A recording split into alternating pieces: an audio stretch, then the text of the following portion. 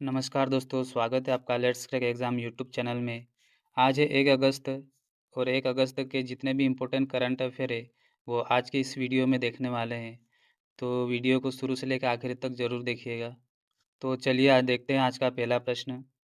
पहला प्रश्न है, भारत का पहला हाइड्रोजन ऑक्सीजन इंजन किस स्टार्टअप ने बनाया है और इसका कहाँ परीक्षण किया गया है? तो इसका सही उत्तर है स्टारडोर Indian Institute of Science and Technology Bengaluru में किया गया है। यह एक हैदराबाद की स्पेसटेक स्टार्टअप है। इसने भारत का पहला हाइड्रोजन ऑक्सीजन इंजन सफलतापूर्वक स्वदेशी रूप से विकसित किया है और इसका परीक्षण किया है। यह परीक्षण भारतीय विज्ञान संस्था बेंगलुरु द्वारा किया गया है। ठीक है। इस इंजन का क्या उपयोग रहेगा? यह इंजन लूकास नामक एक ऑर्बिटल ट्रांसफर व्हीकल यानी ओटीवी में उपयोग किया जाएगा। लूकास अंतरिक्ष में उपग्रहों को स्थानांतरण करने, रिफ्यूलिंग करने, मरम्मत करने और मलबा हटाने जैसे कार्य करेगा। ठीक है। चलिए इसे देखते हैं ये क्या है। लूकास क्या है? ये लूकास एक खास तरह का अंतरिक्ष यान है जो पृथ्वी की कक्षा में पहले से मौजूद उपग्रहों के साथ काम करेगा। यह अंतरिक्ष में एक टैक्सी या सपोर्ट व्हीकल की तरह काम आएगा। ठीक है। तो ध्यान रखिएगा ये किसने बनाया है?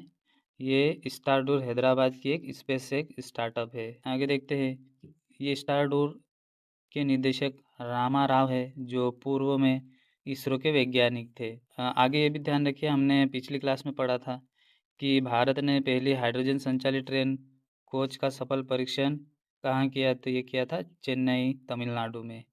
ठीक है फ्रेंड। तो इस प्रश्न में ये ध्यान रखिएगा। बढ़ते हैं अगले प्रश्न पे। अगला प्रश्न है, देश की पहली एआई आधारित सड़क सुरक्षा पायलट परियोजना किस राज्य में शुरू की गई है? तो इसका सही उत्तर है उत्तर प्रदेश। उत्तर प्रदेश ने सड़क दुर्घटना को कम करने के लिए, ट्रैफिक परिवर्तन में सुधार और नागरिक सेवाओं को वैज्ञानिक बनाने के लिए इस एआई आधारित सुरक्षा पायलट परियोजना का उद्घाटन किया है। इसमें क्या रहेगा? इसमें फेसलेस लाइसेंस रहेंगे, ई चालान होगा, राजस्व मॉड्यूल तैयार किया जाएगा, वाहन सारथी डेटा दिया जाएगा, धोखाधड़ी जैसे डिटेक्शन आदि इसमें एआई का प्रयोग किया जाएगा। यानी ये एआई के माध्यम से ई चालान होगा और फेसलेस लाइसेंस वगैरह का यूज़ किया जाएगा। ठीक है। एआई से पहचान करके लाइसेंस यूज़ किया जाएगा। तो ये किसने शुरू किया है? उत्तर प्रदेश ने। तो चलिए उत्तर प्रदेश के बारे में डिटेल में देखते हैं। ये है उत्तर प्रदेश। ठीक है। इसकी स्थापना होती है 24 जनवरी 1950 को। राजधानी लखनऊ। यहाँ के मुख्यमंत्री योगी आदित्यनाथ है और यहाँ के राज्यपाल है आनंदीबेन पटेल है। लोकसभा सीटें 80 है और राज्यसभा सीटें 31 है और विधानसभा सीटें 403 है। ध्यान रखिए विधानसभा सीटें ये भारत में सबसे ज़्यादा यूपी में है। ठीक है फ्रेंड्स। यूपी में सिर्फ एकमात्र टाइगर रिजर्व है, इसका नाम है दुधवा टाइगर रिजर्व। ये दुधवा टाइगर रिजर्व यूपी का एकमात्र टाइगर रिजर्व है। इसके अलावा जीआई टैग की बात करें तो जीआई टैग में है वाराणसी की सिल्क साड़ी, मुजफ्फर का गुड़ और गोरखपुरी टेराकोटा। ये गोरखपुरी टेराकोटा ये बहुत इंपॉर्टेंट है फ्रेंड्स, ध्यान रखिए। आगे है मलिहाबाद दशहरी आम और चित्रकूट लकड़ी का नक्काशी। ठीक है। तो ये इतना ध्यान रखिएगा उत्तर प्रश्न में। बढ़ते अगले प्रश्न पे। अगला प्रश्न है, ज्ञान भारत मिशन किसके डिजिटलीकरण से हुआ है? तो इसका सही उत्तर है प्राचीन पांडुलिपियों का। इसकी घोषणा कब की गई? 27 जुलाई 2025 को मन की बात के 144वें प्रकरण में पीएम नरेंद्र मोदी ने ज्ञान भारत मिशन की घोषणा की थी। इसका मुख्य उद्देश्य क्या था? पूरे भारत में बिखरी 1 करोड़ से अधिक प्राचीन पांडुलिपियों का सर्वेक्षण करना, डिजिटलीकरण करना और उसका संरक्षण करना। एक नेशनल डिजिटली रिपोजिटरी तैयार किया गया है जिससे छात्र, शिक्षक और शोधकर्ता डिजिटली स्तर पर जुड़ सकेंगे। ठीक है फ्रेंड्स। इसका क्या महत्व है? इसमें प्रधानमंत्री ने कहा कि ये पांडुलिपियाँ भारत की आत्मा के अध्याय है जो नई पीढ़ियों को और उनकी भारत की बौद्धिक और आध्यात्मिक धरोहर से जुड़ेगी। उन्होंने नागरिकों से इस प्रयास में भाग लेने का आह्वान भी किया है। ठीक है। तो ये ध्यान रखिएगा ज्ञान भारत मिशन किससे संबंधित है? ये पांडुलिपियों को डिजिटलीकरण करना। आइए देखते हैं भारत के कुछ प्रमुख मिशन हैं उनके बारे में देखते हैं। पहला है भारत पूर्वानुमान प्रणाली, ठीक है। ये मई में शुरू करी गई थी। इसका काम था सटीक मौसम पूर्वानुमान के लिए 6 किलोमीटर ग्रिड पर हाईटेक सिस्टम लगाना। अगला है राष्ट्रीय ब्रॉडबैंड मिशन। ये जनवरी 2025 में शुरू किया किया गया है। यह हर गांव में हाई स्पीड इंटरनेट प्रोवाइड करना। अगला है भारत पोल क्राइम पोर्टल। यह जनवरी 2025 में शुरू किया गया है। यह सीबीआई द्वारा आपराधिक मॉनिटरिंग और डेटा साझेदारी के लिए पोर्टल बनाया गया है। अगला है इलेक्ट्रॉनिक कंपोनेंट मैन्युफैक्चरिंग स्कीम। यह मई 2025 में शुरू किया गया था। ये देश में इलेक्ट्रॉनिक घटकों जैसे पीसीएम, लिथियम सेल आदि का निर्माण करना, ये इस स्कीम का काम था। अगला है आत्मनिर्भर दाल मिशन। ये फरवरी 25 में शुरू हुआ था, जिसमें तुअर, उड़द, मसूर जैसी दालों में देश को आत्मनिर्भर बनाना था। अगला है प्रधानमंत्री जन धान्य कृषि योजना। ये हमने अभी पिछली क्लास में देखा था। ये भी फरवरी 2025 में शुरू हुआ और अभी यह 100 आकांक्षी जिलों में कृषि सुधार, सिंचाई और भंडारण फसल का विविधीकरण करना था। आगे ग्रामीण समृद्धि एवं लचीलापन कार्यक्रम, ये भी फरवरी में हुआ था। यह ग्रामीण क्षेत्र में रोजगार, उद्यमिता और आमदनी बढ़ाना था। अगला भारत ज्ञान मिशन, ये प्राचीन पांडुलिपियों से संबंधित है। तो ये थे कुछ प्रमुख मिशन, इन्हें ध्यान रखिएगा। बढ़ते अगले प्रश्न पे। अगला है आईसीसी T20 बल्लेबाज रैंकिंग में नंबर 1 स्थान पाने वाले तीसरे भारतीय बल्लेबाज कौन बन गए हैं? तो इसका सही उत्तर है अभिषेक शर्मा, ठीक है। भारतीय युवा क्रिकेटर अभिषेक शर्मा ने जुलाई 2025 में 829 रेटिंग अंकों के साथ आईसीसी T20 बल्लेबाज रैंकिंग में पहला स्थान प्राप्त किया है। वे विराट कोहली और सूर्य कुमार यादव के बाद पोजीशन पर पहुंचने वाले तीसरे भारतीय बल्लेबाज बन गए हैं। हाल ही में हुई समाप्ति T20 सीरीज में उनका शानदार प्रदर्शन रहा, जिनमें इन्होंने यह मुकाम हासिल किया है। तो अभी अभिषेक शर्मा बन गए हैं भारत के तीसरे आईसीसी T20 में पहला स्थान प्राप्त करने वाले हैं, ठीक है। इससे पहले सूर्य कुमार यादव और विराट कोहली पहले स्थान पर बन चुके हैं। आइए देखते हैं क्रिकेट से संबंधित अन्य और जानकारी। तभी ये हाल ही में इस साल आईपीएल हुआ था 2025 का। इन्हें रॉयल चैलेंजर्स बेंगलुरु आरसीबी ने जीत लिया है, पहली बार जीता है, ध्यान रखिए। अगला है वुमेन प्रीमियम लीग। इससे मुंबई इंडियंस ने दूसरी बार ये खिताब जीता है। आगे जो आने वाले टूर्नामेंट है उन्हें देख लेते हैं। ICC women cricket world cup 2025, यह भारत और श्रीलंका ये संयुक्त मेजबान होंगे। ये 30 सितंबर से 2 नवंबर तक ओडीआई के रूप में खेला जाएगा, ठीक है फ्रेंड। अगला एशियाई कप 2025, ये यूएई में होगा T20 के फॉर्मेट में। ये 9 से 28 सितंबर के बीच में होगा, ठीक है। इन्हें ध्यान रखिएगा, इसमें भारत और पाकिस्तान भी खेलेंगे। अगला भारत घरेलू सीजन अक्टूबर में वेस्ट इंडीज के खिलाफ टेस्ट, फिर साउथ अफ्रीका के खिलाफ सभी फॉर्मेटों को सीरीज में खेला जाएगा। ये दिसंबर अंतिम में T20 के रूप में अहमदाबाद में होगा। अब आईसीसी की बात करते हैं। आईसीसी का फुल फॉर्म है इंटरनेशनल क्रिकेट काउंसिल। इसकी स्थापना होती है 15 जून 1909 को, ठीक है, यहाँ 9 कर लीजिए। मुख्यालय ये दुबई।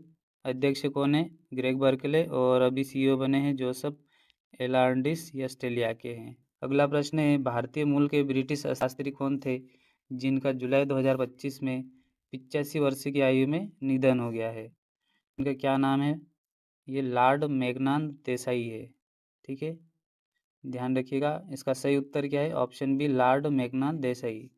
ये भारतीय मूल के ब्रिटिश अर्थशास्त्री और हाउस ऑफ लॉर्ड के सदस्य लॉर्ड मेघनाद देसाई का 29 जुलाई को 85 वर्ष की उम्र में निधन हो गया है। ये मानव विकास सूचकांक तैयार करने वालों में से अग्रणी थे, ठीक है। ये लंदन स्कूल ऑफ इकोनॉमिक्स में इमेरिटस प्रोफेसर के रूप में कार्य करे हैं। तो ये कौन थे? Lord Meghnad Desai. Friends, human development index, इसकी इस बार की रिपोर्ट रैंकिंग भी ध्यान रखिएगा। इस बार भारत की रैंक इसमें 130 रही है। कब की? 2025 की, ठीक है फ्रेंड्स। अब निधन से संबंधित प्रश्न है, तो मैं निधन से संबंधित अन्य और आपको जानकारी बताता हूँ जो अभी हाल ही में निधन हुए हैं।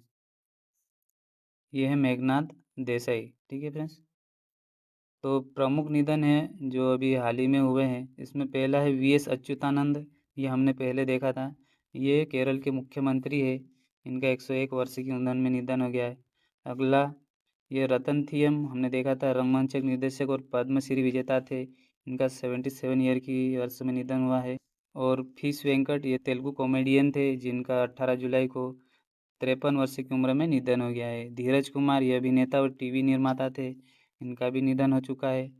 KL गुप्ता ये उत्तर प्रदेश के पूर्व DGP थे, ठीक है, इनका निधन हो चुका है 23 जुलाई को। और भारतीय मूल के ब्रिटिश अर्थशास्त्री ये हमने अभी देखा है, लॉर्ड मेघनाथ देसाई, ठीक है। तो फ्रेंड्स, इसमें ये ध्यान रखिएगा कि जिनका भी निधन हुआ है ये किससे संबंधित थे, ठीक है। तो चलिए बढ़ते अगले प्रश्न पे। अगला है, भारतीय तटरक्षक बल के लिए भारत के पहले स्वदेशी होवरक्राफ्ट का निर्माण किस राज्य में शुरू किया गया है?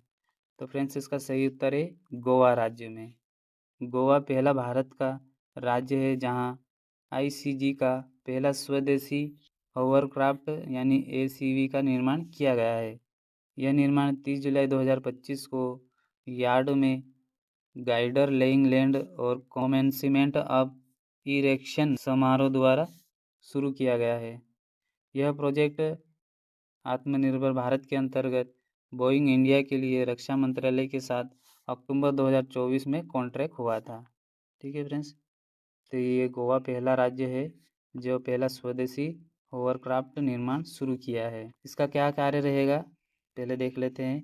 यह समुद्री निगरानी और तस्करी रोकेगा, समुद्री पर्यावरण सुरक्षा, समुद्री खोज और बचाव के लिए यूज़ किया जाएगा, मछुआरों की देखरेख, समुद्री आपदाओं और मानवतावादी सहायता में कार्य किया जाएगा। भारतीय तटरक्षक की बात करते हैं, इनकी स्थापना 1 फरवरी 1977 को होती है, ठीक है। 1 फरवरी को ये भारतीय तटरक्षक दिवस भी मनाया जाता है, ध्यान रखिएगा।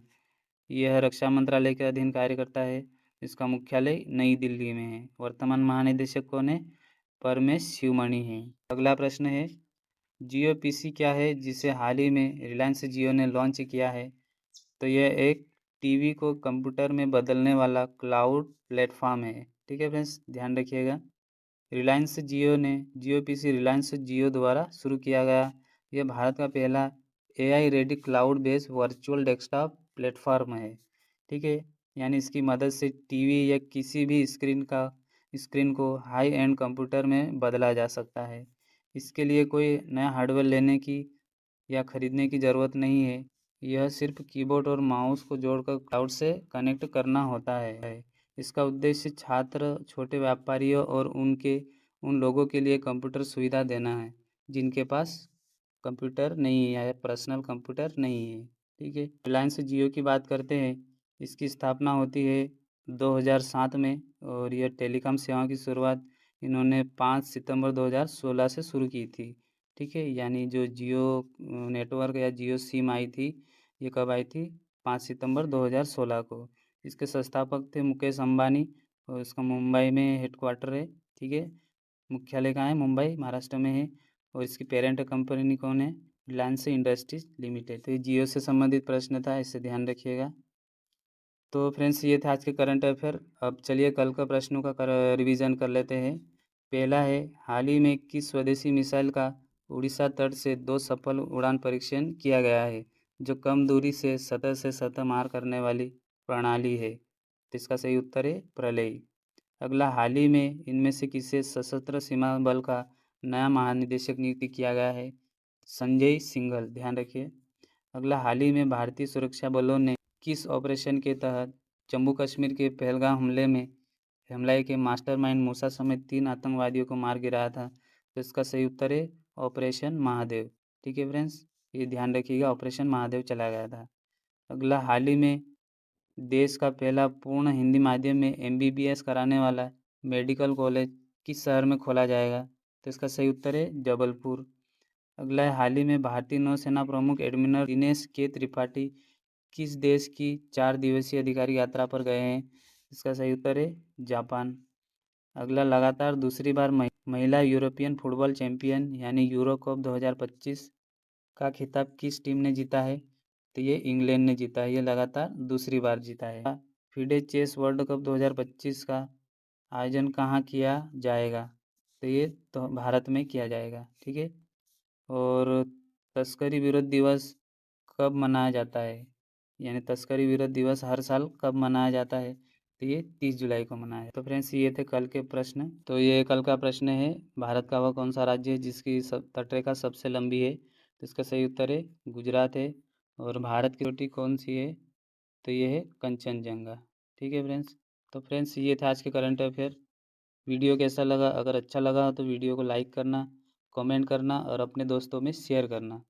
और चैनल पे नए आए हैं तो चैनल को सब्सक्राइब कर लेना और घंटी की बेल आइकन को प्रेस कर लेना ताकि आने वाले वीडियो का नोटिफिकेशन आपको मिलता रहे।